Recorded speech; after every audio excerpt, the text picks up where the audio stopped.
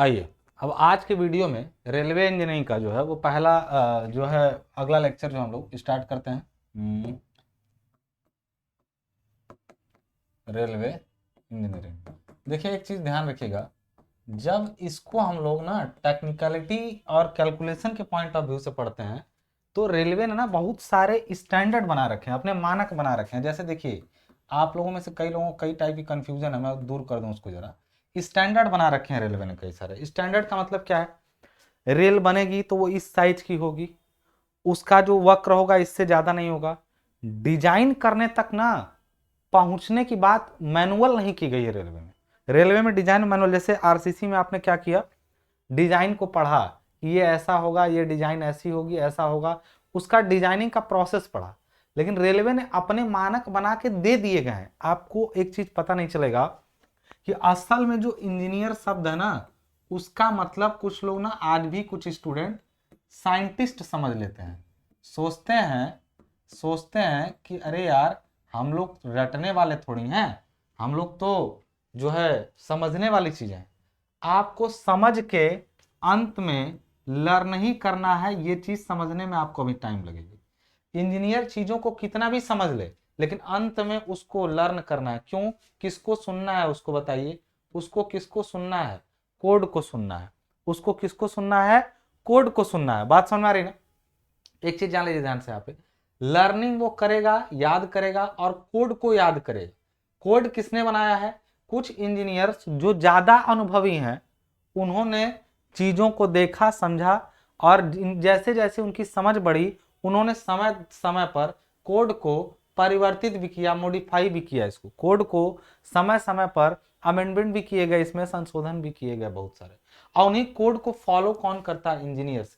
Engineer scientist नहीं होता। ये कोई भी न्यू इन्वेंशन नहीं करता है, न्यू इन्वेंशन नहीं करता है। ये पुरानी पढ़ी हुई चीजों को अप्लाई करता है, अप्लाई करता है और अप्लाई करके कुछ चीजों को आसान कर सकता है।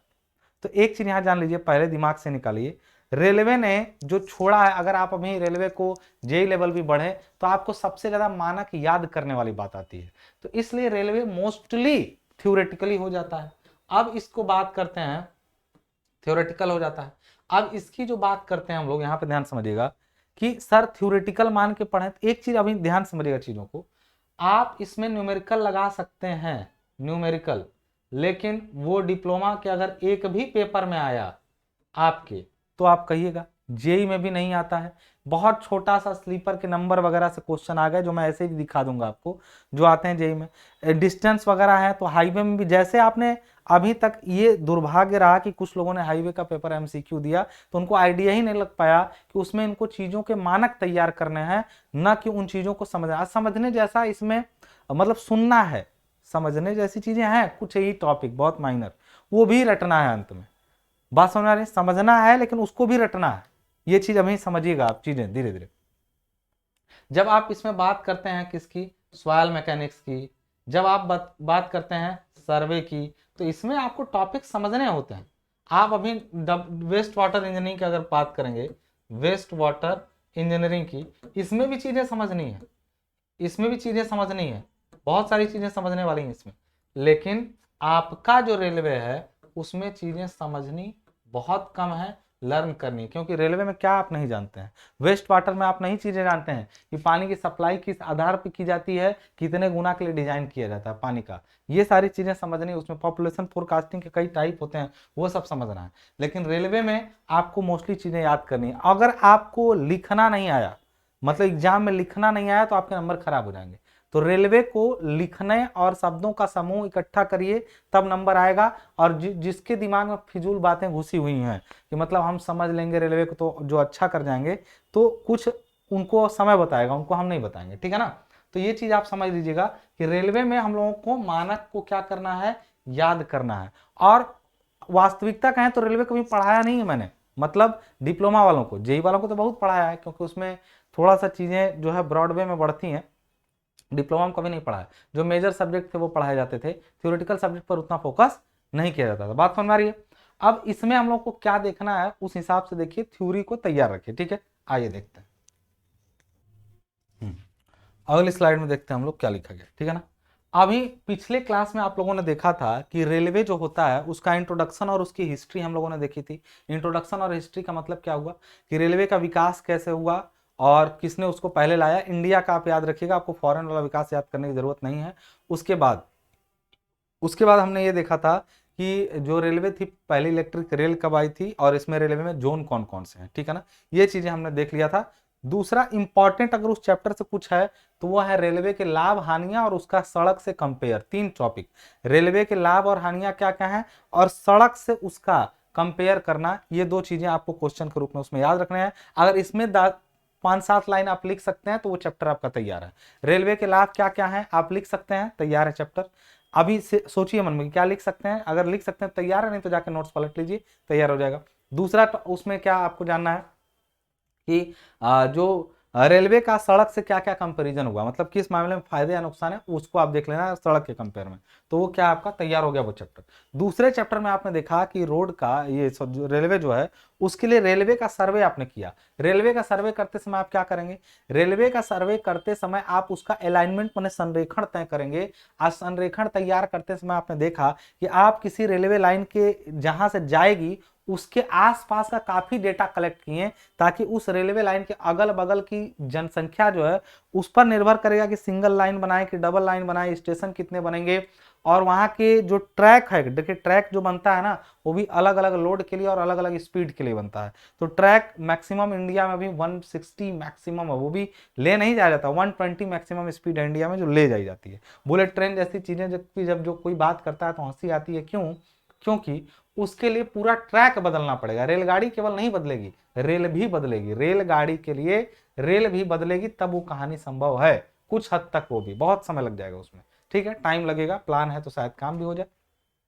तो अब हम लोग बात करते हैं कि जो, अच्छा हमने क्या किया, हिस्ट्री वगैरह जानी, और उसके बाद हमने देखा कि रेलवे का अलाइनमेंट मतलब वो लाइन निर्धारित करना जिससे रेलवे को ले जाना है। अब रेलवे ले जाने के लिए क्या क्या लगेंगे उसमें, मतलब रेल का पथ बिछाना। अच्छा देखिए, सिविल इंजीनियर का काम उस पर ट्रैक बिछाना है, रेलगाड़ी को बनाना, इंजन बनाना वो मैकेनिकल इंजीनियर का लोकोमोटिव वर्क्स में चला जाता है। लेकिन रेल को जिस ट्रैक पर चलाना, बस हमको उस ट्रैक से मतलब है। रेलवे पढ़ने का मतलब रेल वे पढ़ना है, रेल रेल जो है हमारी वो नहीं पढ़नी, रेल वे मतलब जो हमारा परमानेंट वे है, मतलब उसको पढ़ना। तो हम लोग के लिए उसमें देखिए परमानेंट वे जो है, स्थायी मार्ग जिसको बोलते हैं, इसमें परमानेंट वे का मतलब होता है वो स्थायी होता है, उसको दाएं बाएं नहीं चलता, वहीं से चलना है रेलगाड़ी। सड़क पे आप गाड़ी इधर उधर कर सकते हैं लेकिन रेल पे नहीं कर सकते हैं, वो स्थायी होता है। अब इसमें परिभाषा के रूप में बहुत ही बकवास बात, इस्पात की 2 समांतर पटरियां जिन पर गाड़ियां चलती हैं, रेल मार्ग अथवा रेल पथ, रेलवे ट्रैक कहलाता है।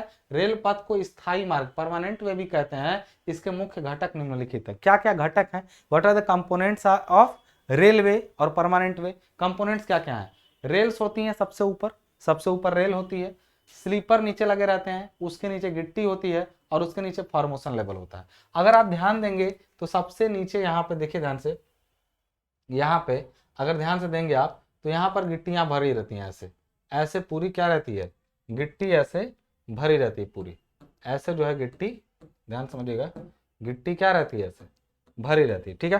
अब एक चीज पर ध्यान दीजिएगा, इसके ऊपर, इस गिट्टी के ही ऊपर, ऐसे गिट्टियां ऊपर तक निकली रहती हैं, इस गिट्टी के ही ऊपर क्या बना रहता है, इस गिट्टी के ऊपर इस तरह से स्लीपर रखे रहते हैं, इस तरह से स्लीपर इस गिट्टी के ऊपर रखे रहते हैं, इस तरह से स्लीपर इस गिट्टी के ऊपर रखे रहते हैं। और रेल रेल जो है वो आपको सामने से अगर आप देखेंगे तो कुछ ऐसी रेल जो है वो, इन पर ऐसी रेल क्या होगी, ऐसे दिखाई देगी, ऐसी रेल जो है वो, सॉरी,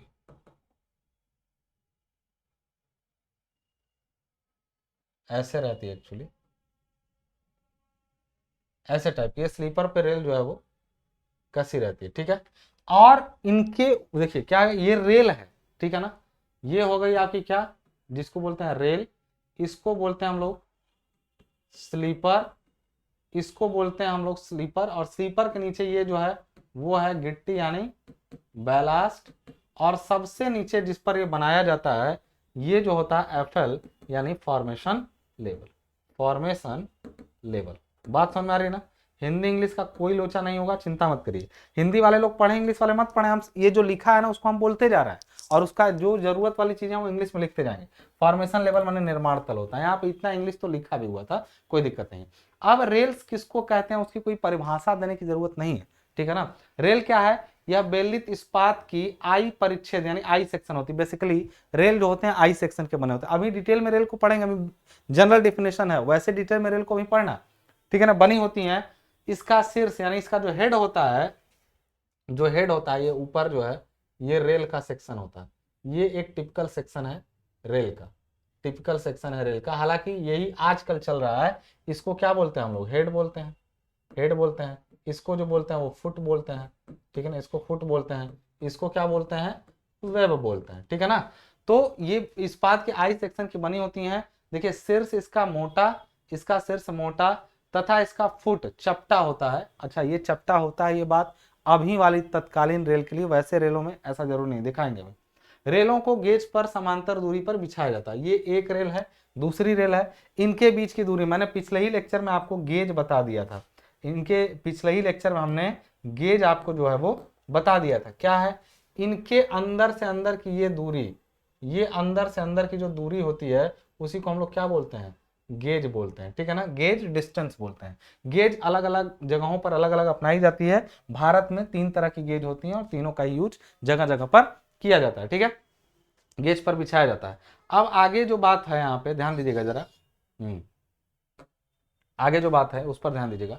कह रहा है स्लीपर, ठीक है ना। स्लीपर क्या होते हैं, आप रेलों को वांछित गेज में बनाए रखने के लिए, एक रेल सड़क के दूसरे रेल से अलग न हो जाए तो उनको लकड़ी के तमाम पैरेलल स्लीपर पर क्या किया जाता है, स्लीपर मतलब नहीं देखते हैं, लकड़ी या कंक्रीट का भारी भारी ब्लॉक जिसके ऊपर रेलें बिछाई रहती हैं और किसी फास्टनिंग से बांध दी जाती हैं, उनको हम लोग कहते हैं, क्या कहते हैं, स्लीपर। इनके नीचे उचित अंतराल पर स्लीपर लगाए जाते हैं, रेलों के नीचे, मतलब उचित अंतराल मतलब एक प्रॉपर इंटरवल पर रेल्स लगाई जाती हैं। स्लीपर रेलों पर आने वाले भार को नीचे गिट्टी पर स्थानांतरित करते हैं। मेन उद्देश्य है, main object of sleeper, main object of sleeper is to transfer the load to the ballast and formation level। बात समझ आ रही ना। इसका मतलब स्लीपर का जो मुख्य उद्देश्य होता है, स्लीपर का मुख्य उद्देश्य होता है ऊपर से आने वाले भार को, ऊपर से आने वाले, देखिए यहाँ पे स्लीपर का मुख्य उद्देश्य क्या होता है, स्लीपर का मुख्य उद्देश्य ऊपर रेलगाड़ी का भार जो इस पर आएगा रेलों का, वो स्लीपर पर पड़ेगा, इस स्लीपर पर, और स्लीपर इसको कहाँ ट्रांसफर करेगा, किधर ट्रांसफर करेगा, इसको बैलास्ट से होते हुए किस पर ट्रांसफर कर देगा, फॉर्मेशन लेवल पर। बात समझ आ रही है ना। तो ये एक टिपिकल जो है वो सेक्शन बन रहा है। बात समझ आ रही है ना। तो ये हिसाब किताब हो गया किसका, आपका, इसका स्लीपर भी आपका हो चुका है। ये ट्रैक को वांछित तल पर बनाए रखते हैं, ये सब बातें आप देख लीजिएगा, नोट्स में आपको लिखा है, मिल जाएगा, ठीक है। अब अगला क्या कह रहा है, अगली बात देखिए क्या कह रहा है हम लोग का। देखिए यहाँ पे बना बनाया है डायग्राम। यहाँ से अच्छी बात क्या है, गिट्टी अच्छा ये तीसरी चीज आ गई। रेल हमने देख लिया, स्लीपर देख लिया, तीसरा गिट्टी है, चौथा रेल गेज है। अब यहाँ पे गिट्टी में हिसाब किताब क्या है देख लीजिएगा यहाँ पे। तो यहाँ पे गिट्टी क्या है, गिट्टी में स्लीपरों के नीचे साइड तथा सिरों पर पत्थर की गिट्टी डाली जाती है। गिट्टी रेल पथ के लिए कुशन आधार, कुशन का मतलब क्या होता है, ये हिंदी में भी और इंग्लिश में भी क्या है, कुशन है। कुशन मतलब बेसिकली एक बेड होता है, कुशन मतलब एक आधार या बेड होता है जिस पर कोई चीज रखी जाती है। कुशन मतलब होता है गद्देदार बेड। बात समझ में आ रही है ना। तो कुशन का काम करता है, जैसे मान लीजिए स्लीपर को डायरेक्ट स्लीपर को या फिर रेल को डायरेक्टली जमीन पर रख दिया जाएगा या प्लास्टर कर दिया जाएगा तो वो चटक जाएगा। बैलास्ट उसको हिलने डुलने में भी मदद करता है ताकि जर्क से टूटे ना, और प्लस एक ऐसा बेड देता है जिसको झटके बर्दाश्त करने की शक्ति मिल जाती है, ठीक है ना। तो वो बैलास्ट एक किसकी तरह काम करता है, कुशन की तरह काम करता है। अब चौथा चीज है निर्माण तल। निर्माण तल क्या होता है, यह निर्माण तल मतलब क्या होता है, यह रेल मार्ग का आधार होता है जो भूमि पर भरा एम्बैंकमेंट तथा कटान करके बनाया जाता है। सामान्यतः उस क्षेत्र के बाढ़ तल से 60 सेंटीमीटर ऊपर रखा जाता है। आपने एक चीज यहाँ पर, ये डायग्राम आप देख रहे हैं, आप यहाँ पर ये डायग्राम देख रहे हैं, मैं आपको यहीं पर एक चीज समझा दूं जरा। एक चीज समझा दूं यहां पे मैं, देखिएगा ये वाला जो हिस्सा है, ठीक है ना, हम्म, हम्म, छोड़िए अच्छा उसको, ये जो अभी हमने घेरा हुआ था, एक सेकेंड,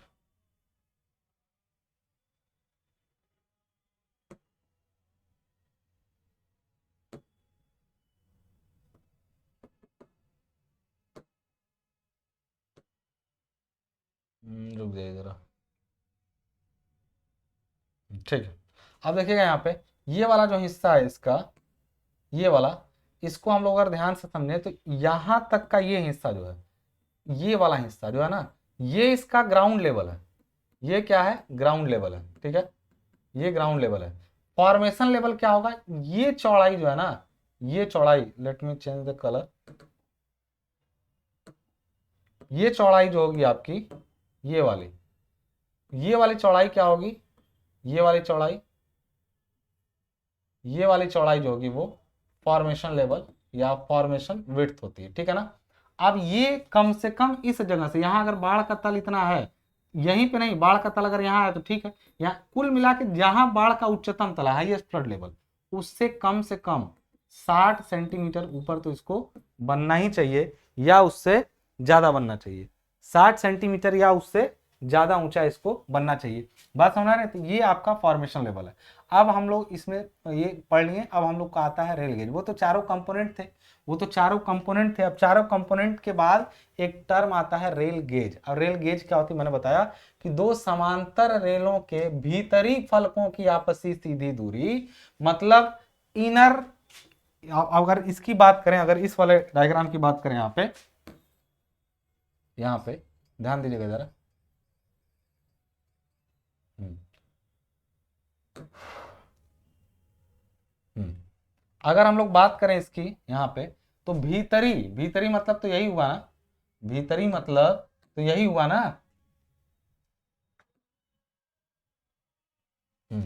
यहाँ पर ध्यान दीजिएगा, भीतरी मतलब ये, भीतरी फलक मतलब हुआ ये, मतलब डिस्टेंस बिटवीन, यहां पर क्या लिखेंगे? डिस्टेंस, हाँ, तो डिस्टेंस यहां पे हमने क्या लिखा कि distance between, between inner face of, inner face of, face of placed rail, placed rails, मतलब बिछाई गई, प्लेस्ड मतलब बिछाई गई रेलों के आंतरिक फलकों के बीच की दूरी, distance between inner face of placed rail, उसको क्या कहते हैं हम लोग? गेज। उसको क्या कहते हैं हम लोग? गेज कहते हैं, ठीक है। और गेज क्यों, अब ये मैंने गेज के बारे में कई बार बताया है, लेकिन कुछ प्रचलित गेजों के बारे में जानकारी जो है वो दी गई है यहाँ पे। क्या दी गई है? चलिए आइए देख लेते हैं फटाक से हम लोग। प्रचलित गेज कौन कौन से हैं देख लिया जाए जरा, हाँ, ठीक है ना। अब देखिए यहाँ पे प्रचलित गेज कौन कौन से भारत में, भारत में इस समय 3 गेज प्रचलित है। पहली, ब्रॉड गेज किसको कहते हैं या स्टैंडर्ड गेज कहते हैं? ब्रॉड मतलब होता है बड़ी, तो ब्रॉड गेज, ब्रॉड गेज या फिर स्टैंडर्ड गेज, ब्रॉड गेज या फिर स्टैंडर्ड गेज, ठीक है। उसका, उसको बीजी से जनरली रिप्रेजेंट करते हैं, और ये 1.676 मीटर या 1676 मिलीमीटर, इतना इसका साइज होता है ब्रॉड गेज का। इसको इसमें कहें फीट में, तो 5 फीट 6 इंच इसका क्या होता है? 5 फीट 6 इंच जो है इसका मतलब दूरी होता है बीच का। दूसरी होती है मीटर गेज। अब नाम ही मीटर है तो वो 1 मीटर की होगी या 1000 मिलीमीटर की होगी। मिलीमीटर में इसलिए बोला जाता है कि गेज में बड़ी परिशुद्धता रखनी पड़ती है। 2-4 mm भी इधर उधर गेज नहीं होना चाहिए, गेज 2-4 mm भी इधर उधर नहीं होना चाहिए, इस चीज का ध्यान रखिएगा, ठीक है। अब आगे देखिएगा, तीसरी गेज कौन कौन सी होती है उसके बारे में बात कर लेते हैं। तीसरी वाली गेज नैरो गेज है, देखिए आपके सामने है, एक सेकेंड। तीसरी गेज जो होती है वो नैरो गेज है। अब नैरो गेज का हिसाब किताब क्या है? तीनों के बारे में मैं पहले ही लेक्चर में बता चुका हूं, जब ये नहीं आए थे यहाँ पे, पिछले लेक्चर में मैंने इनके बारे में आपको थोड़ा सा बता दिया था, ठीक है। अब देखिएगा यहाँ पे, ये नैरो गेज मतलब इसका नाम है संकरी। संकरी का मतलब क्या हुआ? मतलब जो पतली हो, इसको पतली, देखिए यहाँ लिखा तो है पतली लाइन कहते हैं या संकरी लाइन कहते हैं। नैरो मतलब काफी पतला। मैंने बोला था कि सबसे ज्यादा इसका एग्जाम्पल देखना है तो टॉय ट्रेन है, इसका एग्जाम्पल जो है वो क्या है, टॉय ट्रेन जो है इसका एग्जाम्पल है, ठीक है। और ये 0.672 यानी कि 2 फीट 6 इंच होता है, यानी केवल 2.5 फीट का ये इसके बीच का क्या होता है, गैप होता है। बात समझ आ रही है। और ये जो है टॉय ट्रेन में सबसे ज्यादा हिली एरिया में, मतलब आपका कहाँ पे ये हिली एरिया में यूज होता है। तो अगर आप पूछे एग्जाम में कि types of gauge in India, types of gauge in India, तो बता लेंगे। और कौन कहाँ पे यूज होता है, सामान्य जगहों पर प्लेन एरिया पे ब्रॉड गेज, कुछ विशेष जगहों पर मीटर गेज, और पहाड़ी सड़कों पे जहां पे दिक्कत आ रही हो, मतलब बड़ा गेज या बड़ा चौड़ा रास्ता निकालना संभव ना हो, उस जगह पर नैरो गेज। अच्छा, कुछ गेज दूसरी देशों के भी हैं जो कि याद करने की जरूरत नहीं, लेकिन जान लीजिए कि वो लोग भी अलग अलग गेज अडॉप्ट करते हैं। जैसे ब्रिटेन, अमेरिका, कनाडा, जर्मनी, ये सब लोग कौन सा गेज अपनाते हैं, ये सब लोग जो है 1.435 मीटर या 4 फीट और 8.5 इंच, ये दोनों में इनका लिख दिया गया है। ये लोग ये गेज अपनाते हैं। ये याद करने की जरूरत आपको नहीं, बस जानिए कि अलग अलग देशों में ट्रेन की जो रेल की पटरियां होती हैं उनके बीच की दूरियां क्या होती हैं, अलग अलग होती हैं। फिर आपका क्या आता है, रूस क्या करता है, देख लीजिए यहाँ पे, बात समझ में आ रही है ना। 5 फीट की गेज अपनाता है। ऑस्ट्रेलिया और आयरलैंड ये सब ये गेज अपनाते हैं। एक अपना जो है क्या गौरव सर क्या कहते हैं, नल्ला पाकिस्तान ये क्या करता है, पाकिस्तान, लंका और ब्राजील 1676 मिलीमीटर, ये जो कि कितने हैं, भारत जैसे हैं। ये अच्छा कॉपी नहीं करता तो होता भी कैसे इसका, पहले वही तो था, कहाँ से पैदा हुए हो भाई, तो कॉपी करना भी जरूरी था, ठीक है ना। ये और जापान जो है वो 3 फीट 6 इंच की रेल जो है गेज को अपनाती है, 1.064 मीटर की गेज अपनाती है, ठीक है। यहां तक कुछ कहानियां थी ये सब इसके बारे में। अब रेल को डिटेल में पढ़ना है। देखिए रेल क्या होती है, ऊपर आपने पढ़ा था, मैंने उसी समय बोला था कि रेल को अभी डिटेल में हम लोग पढ़ेंगे। अब रेल को डिटेल में पढ़ना है तो उसका मतलब क्या हुआ, जरा देख लेते हैं फटाफट से रेल की डिटेल में। अच्छा खत्म हो गया क्या है तो रेल को, अच्छा मजेदार बात यह है कि इसमें आपको पढ़ने जैसी चीजें, थोड़ी सी याद करने जैसी चीजें हैं और रेल को समझने जैसी चीजें हैं, ठीक है ना। रेल का हिसाब किताब क्या है देखिएगा। रेल आप समझ चुके हैं, जिस पर गाड़ी चलती है वो लोहे की पटरी को रेल कहते हैं, ठीक है ना। और उस पर चलने वाली गाड़ी को रेलगाड़ी कहते हैं। तो ये रेल है। अब ये कैसा होता है इसके बारे में हल्की फुल्की बात तो हमने बता रखी है कि कैसा कैसा अलग अलग सेक्शन के डिजाइन किए जाते हैं, लेकिन इसमें संरचनात्मक घटक यानी इसकी स्ट्रक्चरल प्रॉपर्टी जो है, स्ट्रक्चरल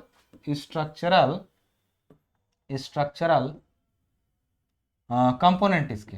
अब ये क्या है इनको समझिएगा जरा आप। स्ट्रक्चरल कंपोनेंट में कार्बन की मात्रा रखी जाती है 0.55 से 0.7% तक, जो कि सामान्य स्टील से ज्यादा है। सामान्य स्टील से ज्यादा है। क्यों ज्यादा रखा जाता है सामान्य स्टील से, क्योंकि देखिए कार्बन की मात्रा बढ़ने से 2 चीजें बढ़ती हैं। एक चीज होता है हार्डनेस बढ़ती है और पेनेट्रेशन घटता है। पेनेट्रेशन मतलब स्क्रैच प्रूफ हो जाता है वो, मतलब कोई ऐसी चीज जिसका घिसाव ज्यादा हो रहा हो और वो घिसने का चांस उसमें ज्यादा हो, तो इसका मतलब आप उसको हार्ड बनाइए और उसका जल्दी पेनेट्रेशन या फिर उसमें स्क्रैचेज ना होने पाए, इसलिए कार्बन की मात्रा उसमें क्या की जाती है, बढ़ाई जाती है। उसी पॉइंट ऑफ व्यू से मैग्नीज भी बढ़ा दिया जाता है। क्यों मैग्नीज, ये खास करके रेलवे का जो रेल होती है उसका जो ये हेड होता है ना, ये हेड, इसमें खास करके मैग्नीज की मात्रा थोड़ी ज्यादा रखी जाती है ताकि इसका घिसाव न। क्यों देखिए ना, आप एक बार का सोच रहे हैं, रेलगाड़ी उस पर हमेशा चलती है, हर समय चलती है। तो ये लोहे का कोई कितना भी आप जो लोहा सोचते हैं वो लोहा नहीं होता है, काफी ज्यादा इसमें इसके केमिकल कंपोजिशन में चेंजिंग होती है। क्या कार्बन की मात्रा बढ़ा दी जाती है, मैग्नीज एक्स्ट्रा मिलाया जाता है, सिलिकॉन मिला होता है लगभग बहुत कम मात्रा में लेकिन मिला होता है 0.05% से या उससे कम, और फास्फोरस की भी मात्रा होती है उसमें। आपको ये चीज नीचे वाले दोनों का ध्यान नहीं रखना है, लेकिन ये चीज आपको जरूर याद रखनी है कि रेलवे के जो रेल जो बनती है उस रेल में मैग्नीज की और कार्बन की मात्रा सफिशिएंट होती है, जो जिसके कारण से वो काफी हार्ड होता है और साथ साथ में स्क्रैच प्रूफ भी होता है, साथ साथ में स्क्रैच प्रूफ भी होता है। बात समझ में आ रही है ना। अब आगे देखिएगा जरा, अब आगे देखिएगा। तो ये आपने रेल के बारे में थोड़ी सी जानकारी, अभी रेल के टाइप हमने नहीं देखे हैं, अभी हमने रेल का कंपोजिशन देखा है कि जो लोहा बनता है वो किस चीज से लोहा अपना बनता है, ठीक है ना। अब अगली चीज देखिएगा यहाँ पे ध्यान से, कि कांटे और क्रॉसिंग पर लगाई जाने वाली रेलों में कार्बन की मात्रा कुछ कम रखी जाती है। क्यों? देखिए कांटे और क्रॉसिंग क्या होते हैं पहले तो जानिए। जब भी कोई रेल जब कहीं पर कोई रेल ऐसे मुड़ती है, ठीक है ना, और उस पर कोई और, एक सेकंड, उस पर कोई रेल दूसरी आके मिल रही हो, मान लो एक रेल यहाँ पे, एक रेल इसी में आके ऐसे मान लीजिए मिल रही है, ठीक है ना, ये दोनों अब आगे एक ही लाइन हो गई, ठीक है ना, यहाँ पे एक लाइन इधर से आई, एक लाइन क्या हुई इधर से आई, तो ये दोनों जब आके मिली यहाँ पे, क्या हिसाब है यार, इस बोर्ड को समझने में मुझे कितना टाइम लगेगा। ये दो कलर एक साथ कैसे लिख रहा है, black blue black, I don't know how, black black black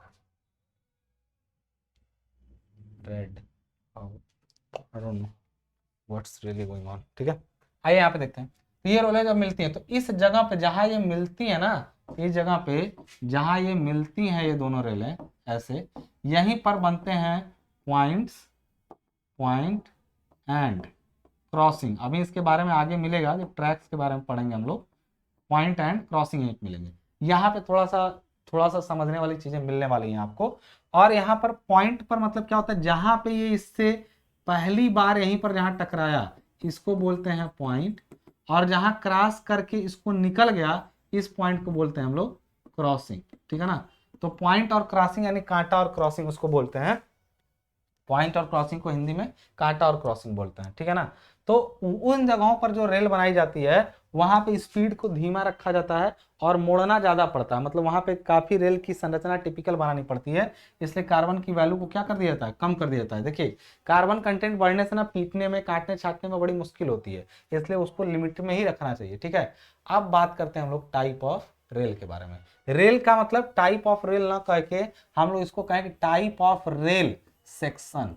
type of rail section मतलब रेल खंड के बारे में, रेल के टाइप के बारे में नहीं पढ़ रहे हैं, रेल के जो सेक्शन बनाए जाते हैं उनके बारे में हम लोग पढ़ रहे हैं, ठीक है। वो क्या है, रेल मार्ग के लिए निम्नलिखित परिच्छेद अपनाए जाते हैं, कौन कौन से हैं, डबल हेडेड है, बुल हेडेड है, फ्लैट फुटेड है। सबसे सक्सेस कौन सा है, फ्लैट फुटेड वाला। बात अभी करते हैं क्यों।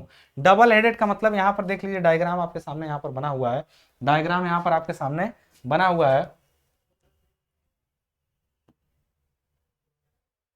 डायग्राम यहां पर आपके सामने बना हुआ है।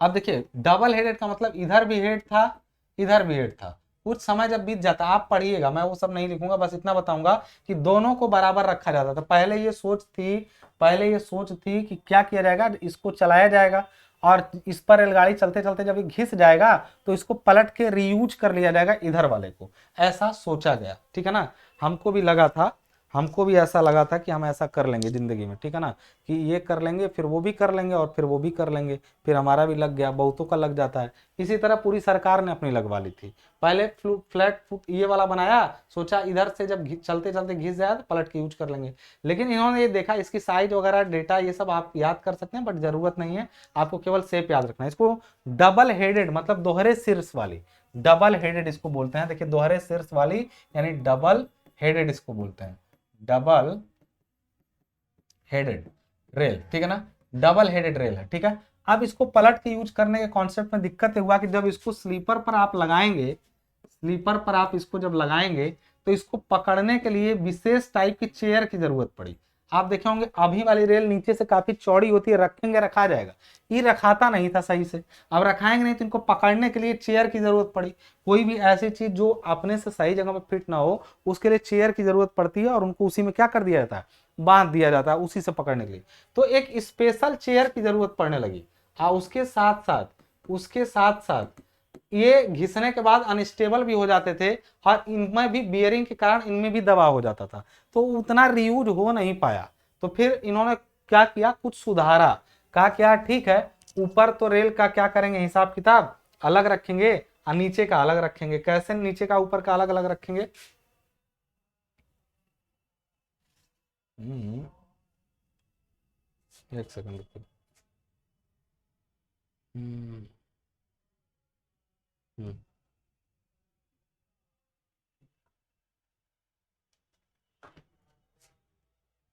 फिर उन्होंने अगला रेल जो बना दिया, वो बना दिया आपका बुल हेडेड, मतलब वो डबल हेडेड थी, ये उन्होंने कौन सी बना दी,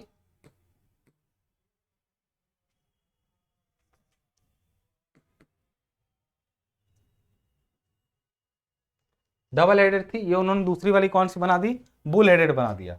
अब बुल हेडेड का क्या हिसाब किताब था, बुल हेडेड, अब इसका नाम ऐसे मत सोचिए सर बुल क्यों रखा गया, मुझे नहीं मालूम क्यों उन्होंने नाम रखा गया, लेकिन पढ़ लीजिए, इस रेल का शीर्ष, शीर्ष मतलब इसका ऊपरी सिरा, पाद मतलब इसके फुट से, फुट और शीर्ष मतलब हेड, ठीक है ना, फुट से की तुलना में काफी बड़ा रखा जाता था, शीर्ष में अधिक मात्रा में इस्पात प्रयोग किया जाता है ताकि यह गतिज भार वहन कर सके, तथा निचले भाग में उतना ही धातु प्रयोग किया जाता जितना कि वह तनाव वहन कर सके। मतलब ये ऐसा सेक्शन इसका बनाया गया, ऐसे सेक्शन का कोई लाभ, ऐसे सेक्शन का कोई लाभ हुआ, कहेंगे कि क्या ऐसे सेक्शन का कोई लाभ हुआ, नहीं, सरकार जैसा सोची थी ये भी उतना सक्सेसफुल नहीं हुआ, क्योंकि ये भी अनस्टेबल जैसा दिख रहा होगा, ऊपर बड़ा हो नीचे छोटा हो जाए तो ये अनस्टेबिलिटी, और वो सोचा कि ऊपर तो बियरिंग लगेगी इस पर, ऊपर क्या लगेगा इस पर, कहाँ इतना हैंग कर रहा है भाई,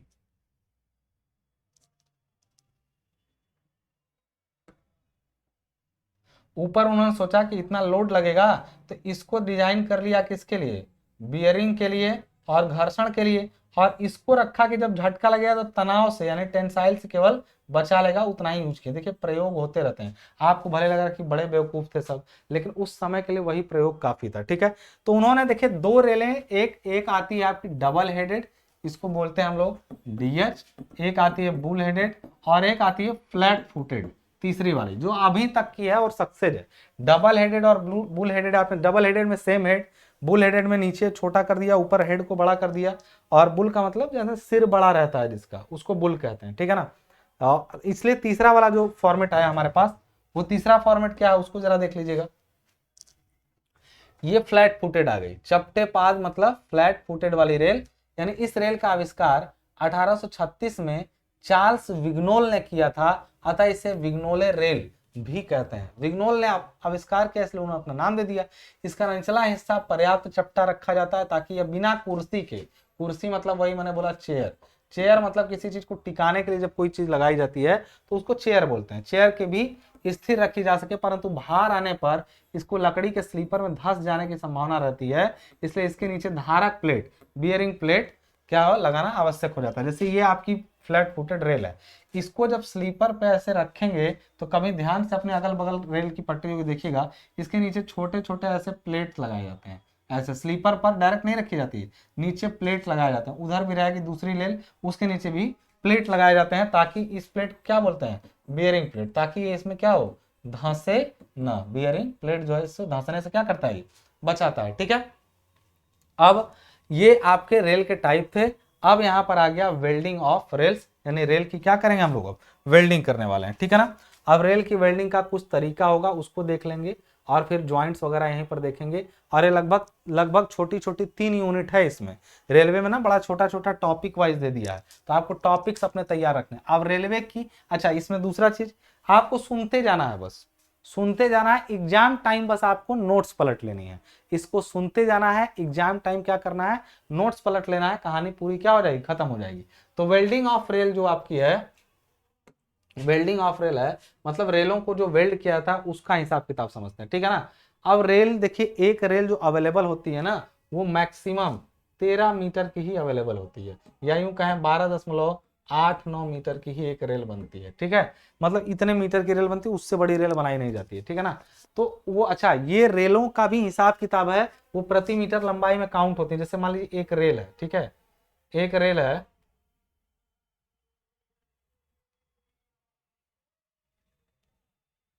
एक रेल है, ये ऐसे बनी है, इसका कुछ ना कुछ ऐसे लंबाई होगा, इसका कुछ ना कुछ यहाँ पे ऐसे लंबाई होगा,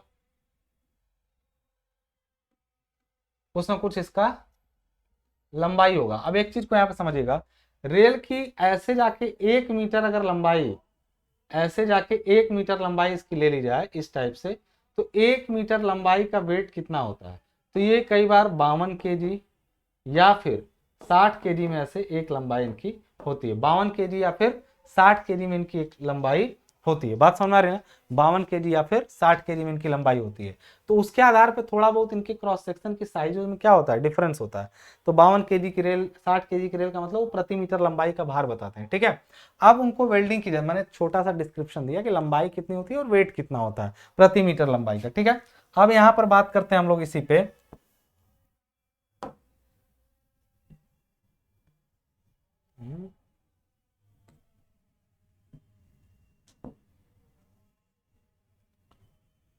हाँ, आगे देखिएगा।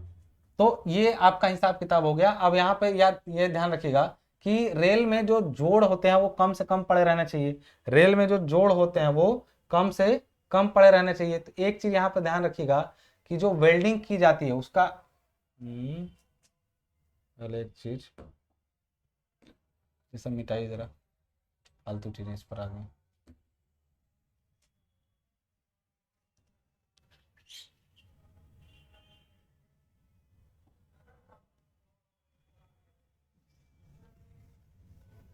हम्म,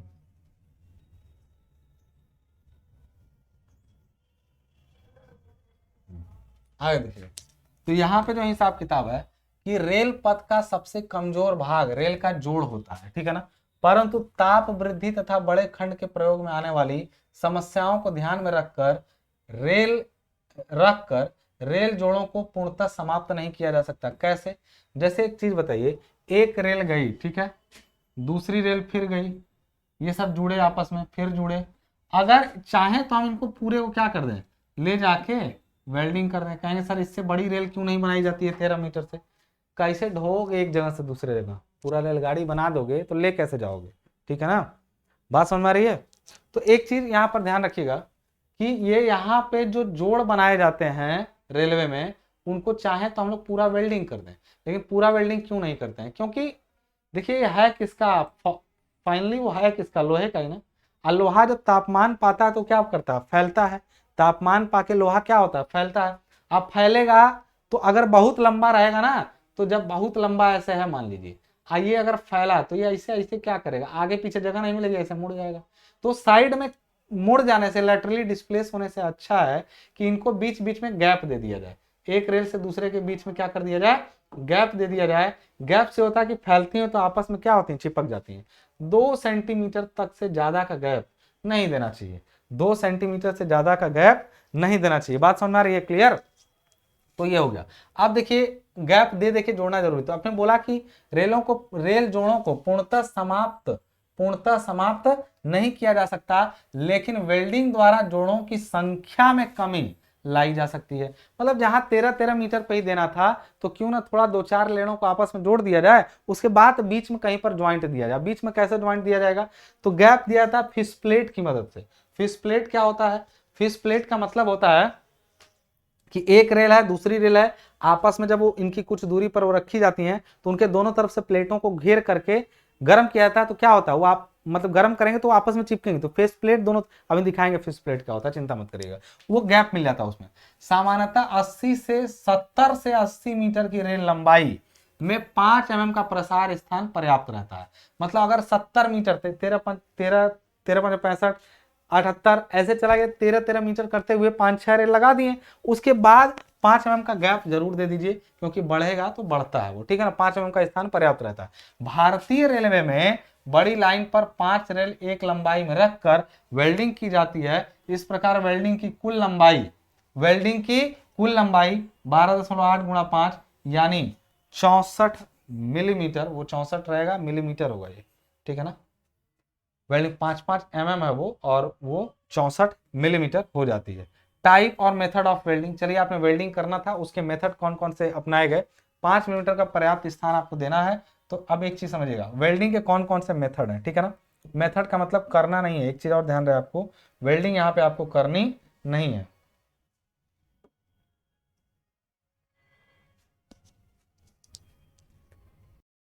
चलिए, तो इसमें हमने देखा कि जो वेल्डिंग की जाती है, टाइप्स ऑफ वेल्डिंग जो है वो कौन कौन सी है। तो वेल्डिंग के टाइप में ऑक्सी एसिटिलीन वेल्डिंग, अब देखिए इनका भी केवल नाम ही याद रखना है, मैकेनिकल इंजीनियरिंग में है, आपसे नहीं पूछ। अच्छा, जब आपको जानना हो ना कि हमारे पेपर में क्या आएगा, तो 10 ईयर्स का कोई भी, मैं ही खुद देख करके डाल दूंगा उसमें, पीडीएफ आप देख लीजिएगा 10 ईयर्स में कि क्या इससे क्वेश्चन आए हुए हैं। हो सकेगा तो मैं एक आध पेपर अभी या बाद में जरूर इसको करवा दूंगा, ठीक है। तो 10 ईयर्स में आप देख लीजिएगा कि इसके क्वेश्चन कैसे आते हैं। तो types of method of welding में उतना आपसे नहीं पूछा जाएगा कि कौन सी वैक्सीन की केमिकल कंपोजिशन क्या है, लेकिन आप नाम भर याद रख लें कि ऑक्सी एसिटिलीन एक तरीका है। दूसरा आपका तरीका और क्या क्या है वेल्डिंग के टाइप में, तो उनको देख लीजिएगा। Electric arc welding, electric arc welding नहीं जानते हैं, आपको वर्कशॉप में शुरू में ही पहले ही साल में आपको वर्कशॉप में इलेक्ट्रिक आर्क वेल्डिंग जरूर कराया गया होगा। इलेक्ट्रिक आर्क वेल्डिंग शुरू में ही आपको जरूर कराया गया होगा, ठीक है।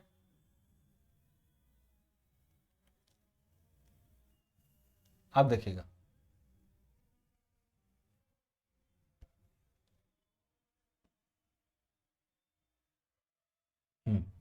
अब देखिए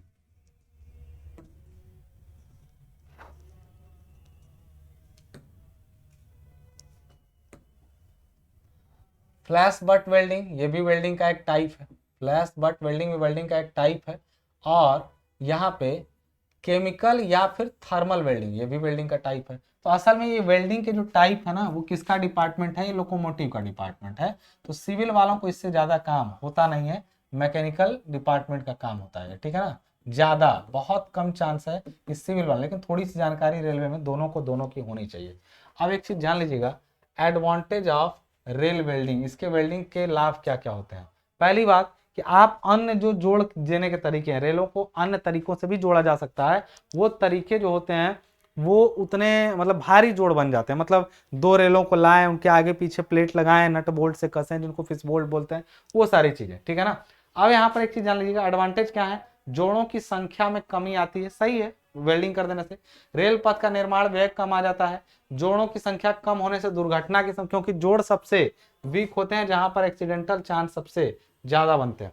रेल पटरी का पार्श्विक लैटरल स्थिरता बढ़ जाती है, यानी एक रेल पटरी अगर है ना तो उसके लैटरली डिस्प्लेस होने के चांस होते हैं। जब पूरी एक साथ जुड़ी रहती है तो उनके डिस्प्लेस होने के चांस क्या होते हैं, काफी कम होते हैं।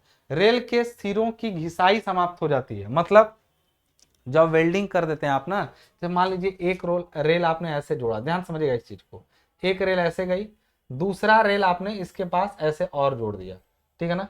अगर वेल्डिंग के अलावा इधर किनारे पर प्लेटें लगा करके ऐसे आपने इनको जोड़ा आपस में, ये प्लान में हम बात करें, प्लान है ये, प्लान है ये, ऊपर से देख रहे हैं, किनारे किनारे प्लेट लगा के जाम किया, तो जब जब रेलगाड़ी इस पर से इस पर जाएगी, इस पर झटका लगेगा, मतलब ठक से झटका लगता है। तो इससे बचना है तो इनके बीच में पूरा वेल्डिंग कर दीजिए। ये इनके बीच में जो घिसाई होती थी, जो घिसता था या झटका लगता था या जर्क लगता था, वो जर्क भी क्या होगा, काफी हद तक घट जाएगा। वेल्डिंग करने का मतलब वो एक का एक हो जाएगी पूरी रेल, दो रेल एक रेल बन गई, उसको कहते हैं वेल्डिंग, समझो। निरीक्षण सरल हो जाता है, मतलब देख रेख में उतनी दिक्कत नहीं आती है, देख रेख में उतनी दिक्कत नहीं आती है। अनुरक्षण व्यय 20% तक घट जाता है। अनुरक्षण का मतलब मेंटेनेंस जो होता है उसका 20% तक मेंटेनेंस में क्या आ जाती है, कमी आ जाती है। पुलों के पूरे पार्ट पर एक ही लंबाई का रेल प्रयोग करने से रेल पथ की अधिक सुरक्षित, जैसे ब्रिज वगैरह पे जब जानते हैं और सस्पेंडेड रेल होती है तो उस पर एक का एक लंबाई का रेल की जरूरत होती है, उस समय वेल्डिंग एक सहारा है जिससे रेलों को आपस में क्या किया जाए, जोड़ा सके। अब अगली चीज आती है रेल ज्वाइंट्स के बारे में। रेल में जो जोड़ बनते हैं तो उनका तरीका तो था कि उनको किससे बनाया जाए, वेल्डिंग से बनाया जाए, लेकिन रेल में जो ज्वाइंट्स बनते हैं वो कितने टाइप, क्या किस आधार पे, मतलब सपोर्ट के आधार पे रेलवे ज्वाइंट्स होते हैं वो कितने टाइप के हो सकते हैं, सपोर्ट के आधार पे जो रेलवे ज्वाइंट बनते हैं वो कितने प्रकार के हो सकते हैं। तो देख लीजिए जरा ध्यान से यहाँ पे। अब ये आप पढ़िएगा इसको, इसका कोई मतलब नहीं बहुत कि रेलवे में ज्वाइंट कितने कितने, हिसाब किताब क्या है उसमें बहुत कहानी नहीं है, आप इसको अपने आप से पढ़ सकते हैं कि ये पर्याप्त मुश्किल पड़ता है, ये नोट्स दिया गया है। अब एक चीज बस आपको ध्यान रखने वाली कि रेलवे में जो ज्वाइंट होता है उस पर रेल की स्ट्रेंथ केवल 50% तक रह जाती है, मतलब पूरी रेल में अगर आप स्पीड रखे हैं जितनी, उसका 50% स्ट्रेंथ हो जाता है ज्वाइंट पर, उसकी स्पीड, मतलब स्पीड नहीं, स्ट्रेंथ उसकी 50% ही बचती है। बात समझ रहे हैं, 50% केवल बचती है, 50% ही बचती है, ठीक है। अब देखिए अगले पर हम लोग अगली स्लाइड में देख लेते हैं इसको यहाँ पे। अब देखिए एक चीज है, यहाँ पे बोला गया हम लोगों से क्या कि जोड़ों को सावधानी से लगाया जाना चाहिए, और ये सब बात यार कहने की बात है, ये बहुत कॉमन बात है, ठीक है ना। हमें पढ़ना ये वाला, टाइप्स ऑफ रेल ज्वाइंट, और वो कौन कौन से होते हैं। देखिए एक लोकेशन के बेसिस पर हो सकता है कि ज्वाइंट्स कहाँ बनाए गए, ज्वाइंट्स कहाँ बनाए गए, और उसके बाद दूसरा आप देखिए लोकेशन के बेसिस पर एक तरीका है बांटने के, और भी तरीके हो सकते हैं, एक तरीका है जिसमें लोकेशन के आधार पर देखिए एक आया स्क्वायर और इवन रेल ज्वाइंट, जिसमें आमने सामने अथवा सम रेल, इसको इवन रेल ज्वाइंट भी कहते हैं, इवन रेल ज्वाइंट भी हम लोग इसको कहते हैं। बात समझ में आ रही है। अब एक चीज और जान लीजिए, बिखरे या खंडित, अभी दिखाऊंगा मैं कैसे होते हैं। बिखरे या खंडित का मतलब होता है स्टैगर्ड और ब्रोकन रेल ज्वाइंट, अभी डायग्राम में दिखेगा, चिंता मत करिए।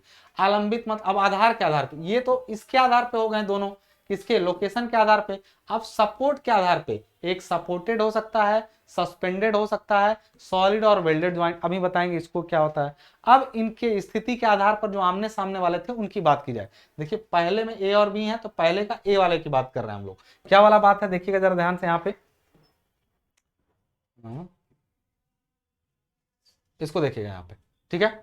अब ये कह रहा है यहाँ पे कि आमने सामने और सम, मतलब देखिए एक रेल दूसरी रेल तीसरी रेल, इसके सामने वाली पटरियों पर देखिए गैप, सामने सामने मेंटेन है। तो ये जो लोकेशन इनकी बन रही है, वो लोकेशन क्या बन रही है इनकी, तो लोकेशन ये बन रही है कि इनके ज्वाइंट सामने सामने पड़ रहे हैं दोनों पटरियों पे, तो इनको बोलेंगे हम कैसा है, ये इवन है, ठीक है ना। और दूसरा बिखरे, मतलब देखिए इसके आमने सामने है, ये आमने सामने नहीं है, ये इसका अलग है, इसका हिसाब अलग है, मतलब एक दूसरे के आमने सामने नहीं, तो इनको कहते हैं हम लोग स्टैगर्ड। इंग्लिश वाले लोग ध्यान दें, इनको क्या बोलते हैं हम लोग, स्टैगर्ड बोलते हैं, बिखरा हुआ है। बात सुने, पूरा थ्योरेटिकल है, देखो जितना सुन पाओगे याद कर पाओगे वही है, इसमें कोई कॉन्सेप्ट जैसा कोई भी बात जो सुनने के बाद ना समझ में आई हो, जिनको इससे लोचा है कि सर हिंदी वाले नोट से पढ़ा रहे हैं, जो इंग्लिश वाले लोग कंप्लेन कर रहे थे, तो देखिए खुलने को एक ही नोट्स खुल सकती है, ठीक है ना, वही लेके मैं पढ़ा रहा हूँ। आप सुनिए, जहां पर भी टेक्निकल टर्मिनोलॉजी रहेगी उसको ना इंग्लिश में लिखूं तो आप बोलिए फिर मुझसे, ना इंग्लिश में लिखूं तो फिर बोलिए, जितना भी दिक्कत वाली वर्ड रहेगा उसको मैं इंग्लिश में लिखूंगा, और कोई इसमें अंग्रेज की औलाद नहीं है, सबको आता है थोड़ा बहुत हिंदी, समझ में आ रही बात। तो भाषा हिंदी है, लेकिन जो आपका लैंग्वेज है वो लिखने का तरीका, ये सब चीजें आपको मिल जाएंगी। तो ये इनके बेसिस पे तो दो हो गए, लेकिन अभी सपोर्ट के बेसिस पे दो और बताने हैं, सपोर्ट के बेसिस पे दो और बताना है, तो दो होते हैं, एक सस्पेंडेड होता है, सपोर्टेड होता है, एक सस्पेंडेड होता है, और तीसरा इसमें इसके आधार पे दो हुए, और तीसरा ठोस अथवा वेल्डित, मतलब सॉलिड होता है पूरा, जिसको वेल्डेड ज्वाइंट कह देते हैं। तो ज्वाइंट अब देखिए कैसे बनते हैं, अगला वाला देखिएगा स्लाइड, इसमें आपको दिख जाएगा क्या हिसाब किताब है। अभी बताइए आलंबित है, यानी ये सपोर्टेड है, इसका मतलब देख रहे हैं, स्लीपर एक यहाँ लगा हुआ है, एक स्लीपर यहाँ है, आप यहाँ पर देखिएगा ध्यान से, एक सेकंड रुकिए,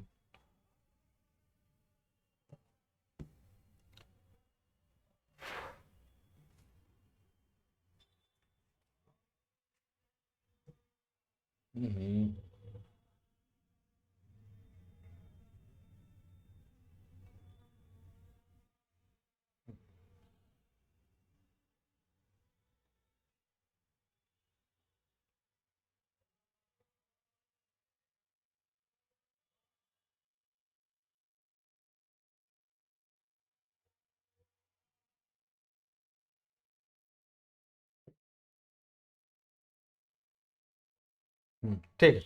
अब यहाँ पर ध्यान दीजिएगा जरा, इसमें देखिए एक स्लीपर यहाँ लगा हुआ है, एक स्लीपर यहाँ, और इसमें बीच में ये जो ज्वाइंट बना, देखिए एक रेल इधर से आई है, एक कटा हुआ पोर्शन का मतलब एक रेल इधर है, एक रेल इधर है, ये फिश प्लेट है, फिश प्लेट मतलब एक्स्ट्रा प्लेट जिसमें 4 बोल्ट लगे हैं, ये फिश बोल्ट है। अच्छा ये जो ज्वाइंट है उसके ठीक नीचे एक और स्लीपर लगा है, तो इसका मतलब जो ज्वाइंट है वो कैसा है, सपोर्टेड है, वो ज्वाइंट कैसा है, सपोर्टेड है। क्यों, क्योंकि ज्वाइंट के ठीक नीचे एक स्लीपर लगा हुआ है सपोर्ट के रूप में। ऐसा भी हो सकता था कि सस्पेंडेड हो, सस्पेंडेड का मतलब क्या होता है बताइए, लटका हुआ, मतलब अगल बगल स्लीपर रहेंगे, वहां स्लीपर नहीं रहेगा। ये हिसाब किताब क्या है इसका, जरा देखिएगा जरा ध्यान से यहाँ पे, उसका जो सपोर्टेड निलंबित वाला रहेगा उसको देखिएगा, इसका हिसाब आपको समझ में आ गया। अब एक चीज, इसको मैं अगर बनाता, जो लोग कह रहे थे सर लिखने की बात, अब बताइए इसमें कितना टाइम आपका किल होता है, इसमें कोई लाभ नहीं है, यहाँ पे बना बनाया है, आप देख लीजिए इसको यहाँ से हिसाब किताब देख लीजिए, यहाँ पे स्लीपर है, यहाँ पे स्लीपर है, और इस जगह पर कोई स्लीपर नहीं है, तो इसको बोलते हैं सस्पेंडेड। बात समझ में आ रही है, ये क्लियर हो गई दोनों की बातें।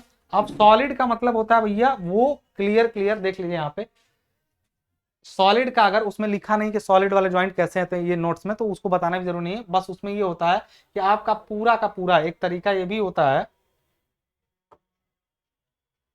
एक तरीका ये भी होता है कि यहाँ पर इस हिसाब की अगर रेल जा रही है तो ये सपोर्टेड वोपोर्टेड तो तब होंगे ना जब फिश प्लेट लगेगा, लेकिन जब वेल्डिंग कर दिया गया पूरा एक का एक तो उसमें कोई ज्वाइंट बनने की केस ही नहीं बना, तो उसको सॉलिड ज्वाइंट बोलते हैं। मान लीजिए एक यहां से कटा होता है यहां से, तब ना नीचे स्लीपर लगाते चाहे अगल बगल लगाते, और जब एक का एक वेल्डिंग कर दिया गया तो उसको सॉलिड बोलते हैं, सॉलिड ज्वाइंट बोलते हैं, जो वेल्डिंग के बारे में हम पढ़ चुका है। एक चीज आती है यहाँ पर, छोटा सा टॉपिक है बेंडिंग ऑफ रेल, यानी रेल को मोड़ना। वक्रकार रेल पर पथ को जहां वक्र डिग्री ऑफ कर्वेचर 3 डिग्री से कम हो वहां रेल को बिना मोड़े भी प्रयोग किया जा सकता है। अब ये रेल की डिग्री क्या होती है, इसको सर्वे सेकंड का कर्व वाला लेक्चर जरूर देखना। अगर जो लोग डायरेक्टली इसको देख रहे हैं सर्वे का कर्व वाला लेक्चर, तो डिग्री ऑफ कर्वेचर को उनको पता चल जाएगा कैसे। कोई भी कर्व जब मुड़ता है ऐसे तो किसी न किसी, ये अगर इसका रेडियस ये एक चेन लिए होंगे हम लोग, याद करिए जरा, एक चेन यहां से यहां तक होगी तो ये इसका डिग्री ऑफ कर्वेचर माना जाता है, ठीक है। और डिग्री ऑफ कर्वेचर अगर 3 डिग्री से ज्यादा है तब तो आप रेलों को, जो रेल की पटरियां सीधी थी उनको भी मोड़ना पड़ेगा। अगर इससे कम है तो फिर सीधी सीधी रेल की पटरियों को भी ऐसे ऐसे मोड़ मोड़ करके ऐसे ऐसे रेलों में क्या किया जाता है, निर्माण इनका। देखिए ये पटरियां सीधी हैं लेकिन बना रही हैं वक्र। और रेलों को कब मोड़ना पड़ेगा, जब कर्वेचर 3 डिग्री से क्या हो जाए, ज्यादा हो जाए। बात समझ आ रही है। अगली चीज होती है रेलों का घिसना यानी घर्षण, यानी वियर ऑफ रेल। इसके बारे में पहले ही बताएं कि रेल का ऊपरी सिरा क्या होता है, घिसता है, उसको वियर ऑफ रेल कहते हैं। बात समझ में आ रही ना। अब यहाँ पर देखिएगा गाड़ियों के चलने पर रेलों का निघर्षण होता है, जिसके फलस्वरूप मतलब एज रिजल्ट रेल अपना मानक परिच्छेद खो देती है। मतलब ऊपर से घिसने लगेगा तो जिस माप का सेक्शन बना था क्या उस माप का सेक्शन अब रह जाएगा, प्रॉब्लम आएगा, तो वो असुरक्षित हो जाती है। रेलों का घिसना जो होता है कई टाइप का होता है। देखिए रेल के शीर्ष का ऊपर से घिसना, मतलब जो इसका हेड है उसका बियरिंग हो जाए, हेड है उसका, मतलब जो ये रेल थी, ये जो रेल है आपकी, ये जो आपकी रेल है उसका, आपको मैं बार बार बता दूं, ये हेड है तो हेड घिस जाए गाड़ी की वजह से। रेल शीर्ष का पार्श्व से घिस जाना, जानते हैं आप, अभी आगे पढ़ेंगे तो ट्रेन का पहिया इस पर ऐसे रहता है, ट्रेन का पहिया ना ऐसे रहता है। मैं आपको एक सेकंड रुकिएगा जरा, अभी मैं आपको एक चीज बता दूं जरा, देखिएगा ध्यान से।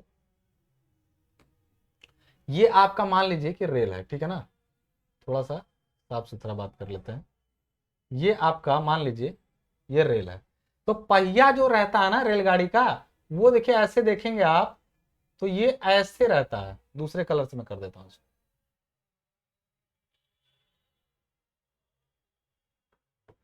वो ऐसे रहता है पहिया, मतलब इधर इधर जो है पहिए जो रहते हैं वो फ्लैंज इनका निकला रहता है दोनों तरफ पहिए का। तो पहिए के कारण ये साइड का रेल, ये वाला हिस्सा भी घिसता है, तो इसको कहते हैं इसका लेटरल, यानी रेल का पार्श्व हिस्सा घिस जाना, या wear off side of rail. Rail की साइड घिसती है किससे, किसके, पहिए के फ्लैंज से, पहिए के फ्लैंज से। और रेल के सिरों का घिसना wear of end of rail. अब इंड क्यों घिसते हैं, मैंने अभी बताया कि जब एक रेल है दूसरी रेल उस पर जोड़ी जाती है तो यहाँ जब रेलगाड़ी इस पर से इस पर जंप करती है तो इस पर झटका मारती है, इस वजह से क्या होता है उसका घिसा। 3 तरह का घिसाव रेलों का हो सकता है, तो वियर ऑफ रेल समझाने के लिए आ जाए तो भी आप यहाँ से समझा सकते हैं। देखिए जो लोग पागल बन रहे थे कि सर ये बताइए इसमें कहीं भी ये डायग्राम थे क्या, ये बताइए कि कोई भी डायग्राम इसमें थे। तो मैं इसको खोला हूं ताकि आप पढ़ पाए, मैं एक्सप्लेन कर रहा हूं चीजों को, जिसमें जिसके डायग्राम नहीं थे वो डायग्राम बना बना के एक्सप्लेन कर रहा हूं। तो ये मत सोचिए कि मैं देख करके पीडीएफ पढ़ा रहा हूं, आपको समझ में आ रही बात। तो आपको यहाँ पे ये इसलिए सामने खुला है कि आप भी देखें कि सामने चीजें सिलेबस के अकॉर्डिंग चल रही हैं, और इनको आप डायग्राम के रूप में भी याद करेंगे। अगर आप इसको डायग्राम बना देंगे तो और बेटर आपको रिजल्ट मिलने वाला है, ठीक है। अब आगे अगली चीज क्या है, क्रीप ऑफ रेल। एक चीज यहाँ पे जान लीजिएगा, जरूरी लास्ट पॉइंट है, ये कई बार पूछा कि रेल का विसर्पण या क्रीप क्या होता है। देखिए रेल का उसकी लंबाई की दिशा में अपनी मूल स्थिति से थोड़ा आगे या पीछे सरकना रेल का विसर्पण कहलाता है। वैसे तो सोम में आप क्रीप दूसरा चीज पढ़े होंगे, मतलब इसका मतलब था permanent deformation under continuous loading. लेकिन क्रीप ऑफ रेल की जब बात करते हैं तो देखिए एक रेल ऐसे जा रही थी, एक रेल ऐसे जा रही थी, इस पर रेलगाड़ी ऐसे जाएगी, तो जब कभी कभी झटके से देखिए सरक गई है रेल और स्लीपर यहाँ की वजह हट करके यहाँ चला गया, तो डायरेक्शन ऑफ क्रीप ये हो जाएगी। मतलब विसर्पण के पहले की स्थिति और बाद की स्थिति, पहले स्लीपर अपनी जगह पे थे, एक रेल आगे खिसक गई, एक रेल पीछे हो गई, तो इसी को कहते हैं क्रीप ऑफ रेल। अब ये चैप्टर आपका, अब देखिए अब रेल के बारे में जो हम लोग टॉपिक पढ़ेंगे वो ज्योमेट्रिक्स ऑफ रेल पढ़ेंगे। जैसे ज्योमेट्रिक ऑफ रोड पढ़े थे वैसे ज्योमेट्रिक ऑफ रेल पढ़ेंगे। उसमें हम लोग का कई सारा डाउट और भी क्या हो जाएगा, क्लियर हो जाएगा। बात समझ आ रही है? तो चलिए अब अगले लेक्चर का इंतजार करिए और मुझे दीजिए इजाजत। धन्यवाद।